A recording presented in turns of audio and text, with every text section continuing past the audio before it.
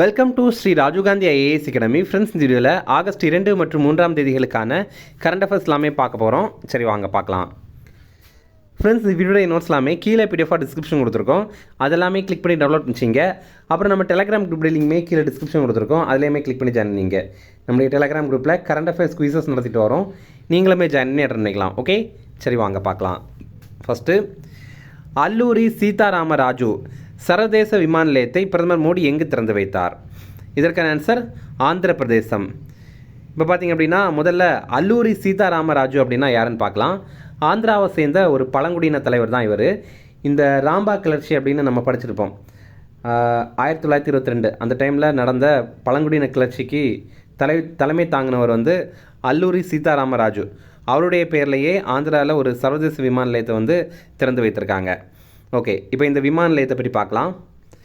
இந்த விமான நிலையம் ஆந்திர பிரதேசத்தில் விஜயநகரம் மாவட்டத்தில் போகபுரம் அப்படிங்கிற பகுதியில் திறந்திருக்காங்க.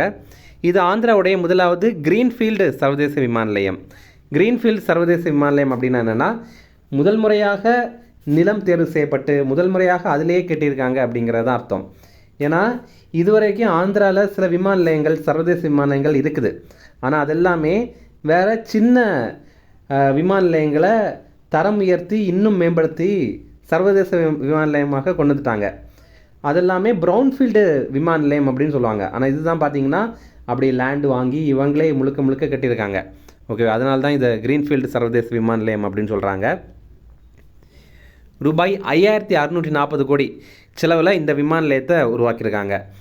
முதல் கட்டமாக ஆண்டிற்கு 60 லட்சம் பயணிகளை இந்த விமான நிலையம் மூலமாக கையாள முடியும்.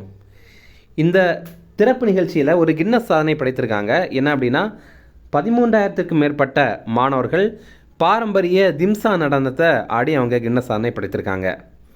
அடுத்தது, பிரதமர் நரேந்திர மோடி சுவாமி விவேகானந்தா கலாச்சார இளைஞர் மையத்தை எங்கு திறந்து வைத்தார்? இதற்கான ஆன்சர் மைசூர். இப்போ மைசூரில் பார்த்திங்க அப்படின்னா பிரதமர் மோடி இதை திறந்து வைத்திருக்காரு. இந்த நிலையத்துடைய பேர் என்ன அப்படின்னா விவேக ஸ்மாரகா அப்படிங்கிறது தான். கர்நாடகாவில் மைசூரில் தான் இதை திறந்து வைத்திருக்காங்க. இதோடைய நோக்கம் என்ன அப்படின்னா, இளைஞர்களை தேசிய சேவை மற்றும் சமூக நலனில் ஈடுபடுத்தணும் அப்படிங்கிறதுக்காக ஒரு மையமாக இதை செயல்படுத்தணும் அப்படிங்கிறது தான்.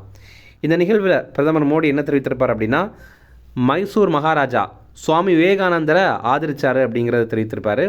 அதாவது விவேகானந்தர் சிகாகோவில் உரையாற்றினார்ல, அதுக்கப்புறம் தான் அவர் ரொம்ப பிரபலமானார். ஆனால் அதற்கும் ரொம்ப முன்னாடியே மைசூர் மகாராஜா அப்போவே ஆதரிச்சிருந்தார் அப்படின்ற மாதிரி பிரதமர் மோடி புகழ்ந்திருப்பார். ஃப்ரெண்ட்ஸ், நம்ம ராஜீவ்காந்தி ஐஏஎஸ் அகாடமியில் இந்த ஆண்டு நடைபெற போகிற TNPSC group 1 prelims test batch start பண்ணியிருக்கோம். ஸ்க்ரீனில் தெரிகிற இந்த நம்பருக்கு நீங்கள் வாட்ஸ்அப் பண்ணி இதில் ஜாயின் பண்ணிக்கலாம். அதே மாதிரி இந்த ஆண்டு நடைபெற போகிற டிஎன்பிஎஸ்சி குரூப் 2 எக்ஸாமுக்கான ப்ரிலிம்ஸ் டெஸ்ட் பேட்சுமே நம்ம இன்ஸ்டியூட்டில் ஸ்டார்ட் பண்ண போகிறோம். ரொம்ப குறைந்த கட்டணத்தில் இதை நம்ம நடத்துகிறோம். ஸ்க்ரீனில் தெரிகிற நம்பருக்கு நீங்கள் வாட்ஸ்அப் பண்ணி இதில் நீங்கள் ஜாயின் பண்ணிக்கலாம். ஓகே, அடுத்தது, இயற்கைக்கு மாறாக உயிரிழக்கும் கைதியின் குடும்பத்தினருக்கு நிவாரண நிதி அறிவித்துள்ள மாநிலம் அல்லது யூனியன் பிரதேசம் எது? இதற்கான ஆன்சர் டெல்லி. இப்போ பார்த்திங்க அப்படின்னா, டெல்லி அரசு ஒரு விஷயம் பண்ணியிருக்காங்க. என்ன அப்படின்னா, டெல்லியில் இருக்கிற சிறை கைதிகள் இருக்காங்கல்ல, அவங்க இயற்கைக்கு மாறாக மரணமடைந்தாங்க அப்படின்னா அந்த கைதியுடைய குடும்பத்துக்கு நிவாரண நிதி வழங்குறாங்க. இது சூழலை பொறுத்து ஒரு 5 லட்சத்துலேருந்து 7.5 லட்சம் வரைக்கும் கொடுப்பாங்க. இதில் யாருக்கு 7.5 லட்ச ரூபா கொடுப்பாங்க அப்படின்னா, இப்போது ஒரு கைதி மரணம் அடைந்துட்டாங்க. அதுக்கு காரணம் என்ன அப்படின்னா, கைதிகளுக்கு இடையிலான மோதல்கள், அதே மாதிரி சிறை அதிகாரிகள் துன்புறுத்தல், அதே மாதிரி சிறை அதிகாரிகள் தாக்கிட்டாங்க, அதனால் ஒரு மரணம் நிகழுது அப்படின்னா அந்த கைதியுடைய குடும்பத்திற்கு ரூபாய் 7.5 லட்சம் கொடுப்பாங்க. அதுவே ரூபாய் 5 லட்சம் யாருக்கு வழங்குவாங்க அப்படின்னா, சிறை அதிகாரிகள் அல்லது மருத்துவ பணியாளர்கள், இவங்க அலட்சியமாக நடந்தனால ஒரு இறப்பு நிகழ்வு நடக்குது, அல்லது கைதி தற்கொலை பண்ணுறாங்க அப்படின்னா அதனால் ஒரு இறப்பு நடக்கும்ல, அதனால் அவங்க குடும்பத்திற்கு ரூபாய் 5 லட்சம் நிவாரணம் வழங்குவாங்க. ஓகேவா? ஆக்சுவலி இது நல்லதா இல்லை இது கெட்டதா அப்படிங்கிற மாதிரி உங்கள் ஒப்பீனியனை நீங்கள் கமெண்ட்ஸில் சொல்லுங்கள். அடுத்தது, சமீபத்தில் புவிசார் குறியீடு பெற்ற பித்தோரா ஓவியம் எந்த மாநிலத்தை சார்ந்தது? இதற்கான ஆன்சர் குஜராத். இது ஒரு சுவர் ஓவியம். பித்தோரா பெயிண்டிங் இது பழங்குடியின மக்களுடைய பழமையான மற்றும் பாரம்பரிய சுவர் ஓவிய கலை. இதில் வரைவாங்க எல்லாம் இந்த ஓவியர்கள், இவங்களை வந்து லக்காரர்கள் அப்படின்ற மாதிரி குறிப்பிடுவாங்க. அடுத்தது தைப்பே ஓப்பன் 2026 பேட்மிண்டன் மகளிர் ஒற்றையர் போட்டியில் சாம்பியன் பட்டம் வென்ற இந்தியர் யார்? இதற்கான ஆன்சர் தன்வி சர்மா. தைப்பே ஓப்பன் 2026 பேட்மிண்டன் போட்டி இதை பற்றி பார்த்தீங்கன்னா இது வந்து தைவான் நாட்டுடைய தைப்பே அப்படிங்கிற பகுதியில் நடைபெற்றது. இதில் நம்ம இந்தியாவை சேர்ந்த வீராங்கனையான தன்வி சர்மா வந்து சாம்பியன் பட்டம் வென்றிருக்காங்க. இதில் என்ன சிறப்பு அப்படின்னா இந்தியாவிலேருந்து முதல் முறையாக இந்த போட்டியில் சாம்பியன் பட்டம் வென்றது 2008 ஆண்டு சாய்னா நேவால். அதுக்கப்புறம் 18 ஆண்டுகள் கழித்து இப்போ இந்த பட்டத்தை இரண்டாவது ஒரு இந்தியன் வீராங்கனை வந்து வெல்றாங்க, அதுதான் தன்வி சர்மா. இதில் இன்னொரு சாதனை என்ன அப்படின்னா இந்த போட்டியில் சாம்பியன் பட்டம் வென்ற மிக இளவயது வீராங்கனை யார் அப்படின்னா அது தன்வி சர்மா. இவங்களுக்கு இப்போ வயது என்ன அப்படின்னா 17 ஆண்டுகள் 222 நாட்கள். அடுத்தது முதலமைச்சரின் தாயுமானவர் திட்டம் எப்போது தொடங்கப்பட்டது? இதற்கான ஆன்சர் 2025. இப்போ பார்த்தீங்கன்னா முதலமைச்சரின் தாயுமானவர் திட்டம் இது போன ஆண்டு ஆகஸ்ட்டில் தொடங்கி வைத்திருந்தாங்க. இது என்னென்னா ரேஷன் பொருட்களை வீடுகளுக்கே கொண்டு கொடுக்குற ஒரு திட்டம் தான். யாருக்கு இதை வழங்குவாங்க அப்படின்னா மூத்த குடிமக்கள், அதாவது 65 வயதுக்கு மேற்பட்ட குடிமக்கள் இருக்காங்களா அவங்களுக்கு, அதே மாதிரி மாற்றுத்திறனாளிகள் இருக்காங்களா அவங்களுடைய வீடுகளுக்கே கொண்டு ரேஷன் பொருட்களை கொடுக்குற திட்டம் தான் இந்த முதலமைச்சரின் தாயுமானவர் திட்டம் அப்படிங்கிறது. இப்போ அதோடைய பேரை மாற்றிட்டாங்க, என்னென்னா பொது விநியோக திட்டம் அப்படின்ற மாதிரி மாற்றிட்டாங்க. இது வரைக்கும் தாவேகா அரசு ஆட்சிக்கு வந்ததுலேருந்து 4 திட்டங்களுடைய பேர்களை மாற்றிருக்காங்க. நான் முதல்வன் திட்டம் வந்து திறன் தமிழ்நாடு அப்படின்னு மாற்றிட்டாங்க. மகளிர் விடியல் பயணம் அதில் வந்து விடியலை மட்டும் எடுத்துகிட்டு மகளிர் பயணம் அப்படின்னு மாற்றிட்டாங்க. அப்புறம் வந்து காலை உணவு திட்டம் அதற்கு வந்து பெருந்தலைவர் காமராஜர் காலை உணவு திட்டம் அப்படின்னு பேர் மாற்றிட்டாங்க. இப்போ வந்து இந்த தாய்மானவர் திட்டம் இதை வந்து பொது விநியோக திட்டம் அப்படின்னு பேர் மாற்றிட்டாங்க. அடுத்தது 23வது காமன்வெல்த் விளையாட்டுப் போட்டிகளில் இந்தியா பதக்கப்பட்டியலில் எத்தனையாவது இடத்தை பிடித்தது? இதற்கான ஆன்சர் 4. இப்போ பார்த்தீங்கன்னா 23வது காமன்வெல்த் விளையாட்டுப் போட்டிகள் இது நடைபெற்று முடிந்துட்டு இதில் பதக்கப்பட்டியலில் முதலிடம் பெற்றது ஆஸ்திரேலியா, 2ஆம் இடம் பெற்றது இங்கிலாந்து, 3ஆம் இடம் பெற்றது கனடா, 4ஆம் இடம் பெற்றது நம்ம இந்தியா. நம்ம இந்தியா வந்து 13 தங்கம் 17 வெள்ளி மற்றும் 9 வெண்கலங்கள் ஜெயிச்சிருக்கோம். இதில் அந்த போட்டியை நடத்தின நாடான ஸ்காட்லாண்டு அவங்க வந்து 5வது இடம் பெற்றிருக்காங்க. ஓகே, இதில் பார்த்தீங்கன்னா முதலிடம் ஆஸ்திரேலியா, 2ஆம் இடம் வந்து இங்கிலாந்து, 3ஆம் இடம் கனடா, நம்ம இந்தியா வந்து 4வது இடம். இந்த போட்டி வந்து ஸ்காட்லாந்து நாட்டுடைய கிளாஸ்கோ நகரில் தான் நடைபெற்றது. இதில் அவங்க வந்து இந்த விளையாட்டிற்கு ஒரு அதிகாரப்பூர்வ சின்னம் வந்து வெளியிட்டிருந்தாங்க, அது இந்த யூனிகார்ன், அதாவது இதோடைய பேர் வந்து ஃபின்னி அப்படிங்கிறது. இது நம்ம எக்ஸாமில் கேட்க வாய்ப்பு இருக்குது. ஓகே, இப்போது இந்த காமன்வெல்த் விளையாட்டுப் போட்டியில் எந்தெந்த இந்தியர்கள் எந்த இந்திய வீரர் வீராங்கனைகள் வந்து தங்கம் ஜெயிச்சிருக்காங்க அப்படிங்கிற நம்ம பார்க்கலாம். இதில் இவங்க தங்கம் ஜெயிச்சிருக்காங்க அப்படின்னா அவங்க பேர் ரொம்ப ரொம்ப முக்கியமானது. ஏன்னா இப்போல்லாம் எக்ஸாமில் எப்படி கேட்குறாங்க அப்படின்னா ஒரு வீரர் அல்லது ஒரு வீராங்கனையுடைய பேரை கொடுத்துட்டு அவங்களுடைய விளையாட்டு, இந்த விளையாட்டு வந்து எந்த விளையாட்டு அப்படிங்கிறத அவங்க பொறுத்த சொல்கிறாங்க. ஓகேவா, நீங்கள் கூட இப்போல்லாம் டிஎன்பிஎஸ்சி பார்த்துருப்பீங்க, இந்த மாதிரி தான் கேள்வி கேட்குறாங்க. இப்போ நம்ம வந்து அதனால் எந்த வீராங்கனை அல்லது எந்த வீரர் வந்து எந்த விளையாட்டு கூட தொடர்புடையவங்க அப்படிங்கிறத மெயினாக ஃபோக்கஸ் பண்ணி படிக்கலாம். இதில் தங்கம் வென்ற வீரர் வீராங்கனையுடைய பட்டியல் இருக்குது, அதிலிருந்து நமக்கு கேட்குறதுக்கு வாய்ப்பு அதிகமாக இருக்குது. ஓகே, இதில் மீராபாய் சானு இவங்க வந்து பளுதூக்குதலில் தங்கம் ஜெயிச்சிருக்காங்க. பெண்கள் 48 கிலோ எடைப்பிரிவில் தங்கம் ஜெயிச்சிருக்காங்க. அப்புறம் ஷர்மிளா தன்கர் இவங்க தடகளத்தில் தங்கம் ஜெயிச்சிருக்காங்க. இங்கே தடகளத்தில் ஒரு போட்டியாக இருக்க பெண்கள் குண்டு எறிதல் பிரிவில் F57 அப்படிங்கிற பிரிவில் வந்து இவங்க தங்கம் ஜெயிச்சிருக்காங்க. ஓகேவா, அப்போ நம்ம எக்ஸாமில் வந்து எப்படி கேட்கலாம் அப்படின்னா தற்போது காமன்வெல்த் விளையாட்டுப் போட்டிகளில் தங்கம் வென்ற ஷர்மிளா தன்கர் எந்த விளையாட்டுடன் தொடர்புடையவர் அப்படின்ற மாதிரி கேட்பாங்க. நமக்கு வந்து ஆப்ஷனில் குண்டு எறிதல் இருக்குது அப்படின்னா நம்ம குண்டு எறிதலை சூஸ் பண்ணிக்கலாம். ஒருவேளை அது இல்லை தடகளம் கொடுத்துருக்காங்க அப்படின்னா தடகளத்தை சூஸ் பண்ணிக்கலாம். அதே மாதிரி தான் எல்லாத்துக்கும். அப்புறம் திலீப் காவித் இவர் வந்து ஆண்கள் 100 மீட்டர் T47 அப்படிங்கிற ஓட்டப்பந்தயத்தில் தங்கம் ஜெயிச்சிருக்காரு. இதுவுமே தடகளத்துக்குள்ளாடி தான் வருது. அடுத்தது அஷ்மிதா டே இவங்க வந்து ஜூடோவில் தங்கம் ஜெயிச்சிருக்காங்க. பெண்கள் 48 கிலோ எடைப்பிரிவில் தங்கம் ஜெயிச்சிருக்காங்க. இவங்களுடைய எடைப்பிரிவெல்லாம் நமக்கு அவ்வளோ முக்கியம் கிடையாது. இவங்க தங்கம் ஜெயிச்சிருக்காங்க, இவங்க எந்த விளையாட்டு கூட தொடர்புடையவங்க அப்படிங்கிறத மட்டும் நம்ம மெயினாக பார்த்தா போதும். ஓகேவா, அப்புறம் ஹர்ஷ் சிங் பார்த்தீங்கன்னா ஜூடோவில் தங்கம் ஜெயிச்சிருக்காரு ஆண்கள் 60 கிலோவில். அப்புறம் பிரீத்தி பன்வார் இவங்க வந்து தங்கம் ஜெயிச்சிருக்காங்க. குத்துச்சண்டையில் பெண்கள் 54 கிலோ இடைப்பிரிவில் ஜெயிச்சிருக்காங்க. அடுத்ததாக ஜெய்ஸ்மின் லம்போரியா, இவங்க வந்து குத்துச்சண்டையில் தங்கம் ஜெயிச்சிருக்காங்க. பெண்கள் 57 கிலோ இடைப்பிரிவில்.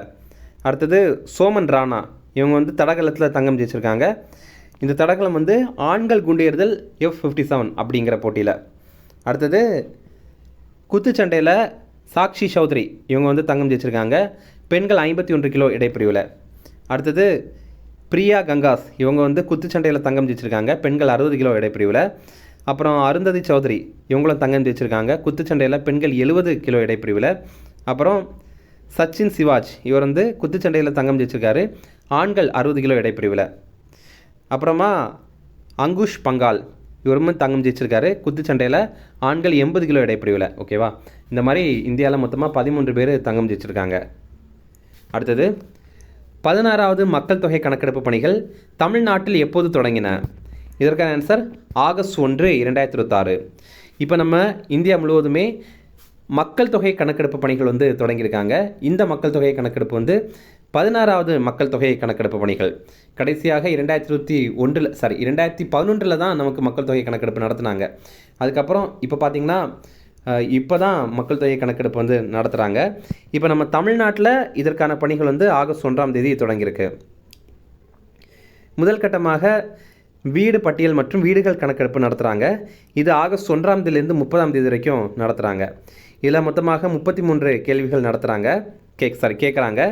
இந்த வீடுகள் கணக்கெடுப்பு அப்படின்னா வீட்டுடைய நிலவரம் என்ன, அப்புறம் வீட்டில் என்னென்ன சொத்துகள் இருக்குது, அப்புறம் வந்து நம்ம வசதிகள் என்ன, அதாவது கார் இருக்கா, பைக் இருக்கா, இந்த மாதிரிப்பட்ட 33 கேள்விகள் வந்து கேட்பாங்க. அடுத்ததாக 2ஆம் கட்டத்தில் நடைபெறது தான் மக்கள் தொகை கணக்கெடுப்பு. அது நம்ம தமிழ்நாடை பொறுத்த வரைக்கும் அடுத்த ஆண்டு பிப்ரவரி மாதம் வந்து நடைபெறும்.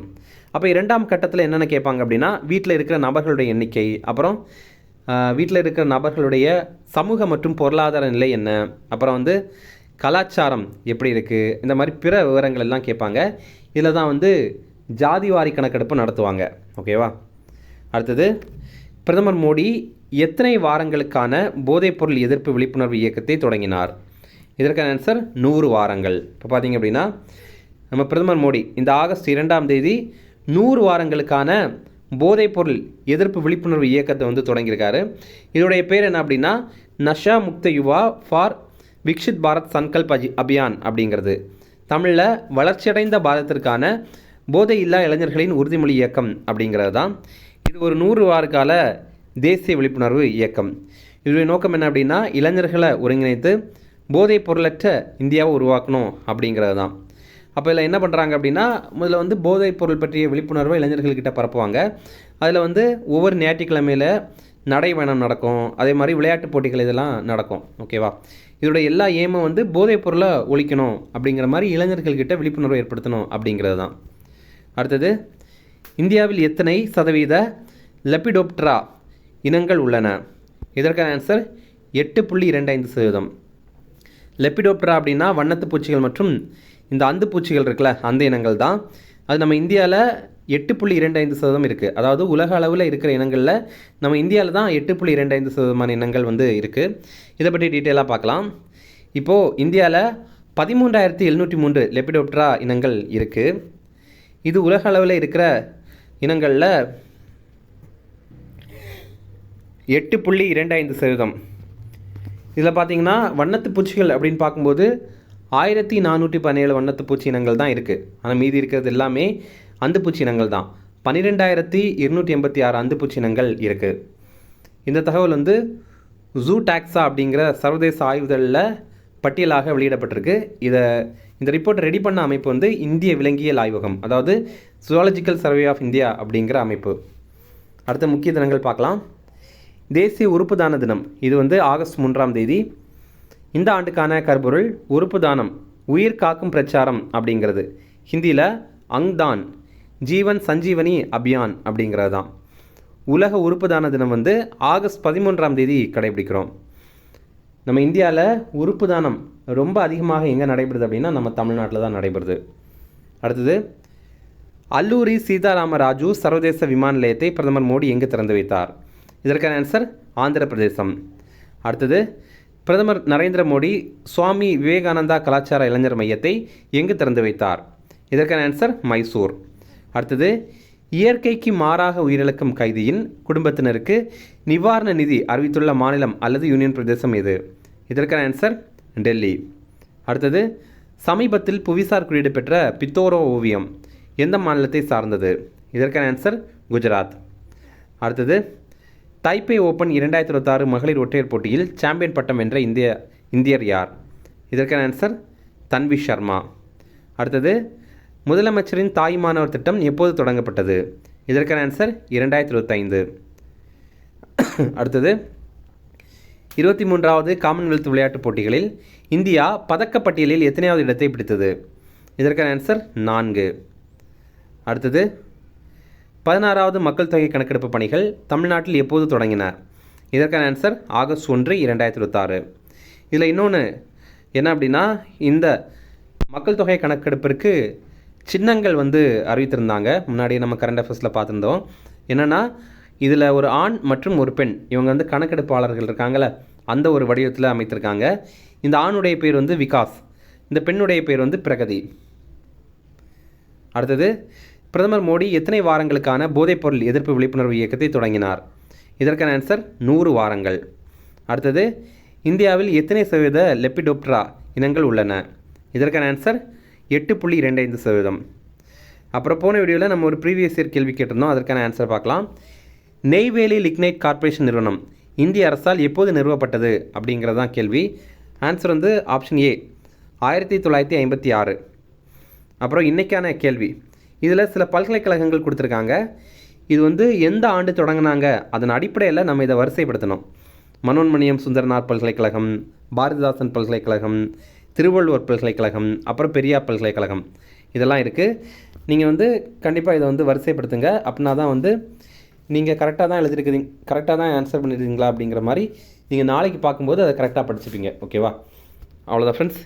இந்த வீடியோ பிரச்சனை கண்டிப்பாக லைக் பண்ணுங்கள், நம்மளுடைய சேனலுக்கு சப்ஸ்கிரைப் பண்ணிச்சிங்க, உங்கள் நண்பர்களுக்குமே ஷேர் பண்ணுங்கள். கண்டிப்பாக இது அவங்களுக்கும் பயனுள்ளதாக இருக்கும். தேங்க்யூ.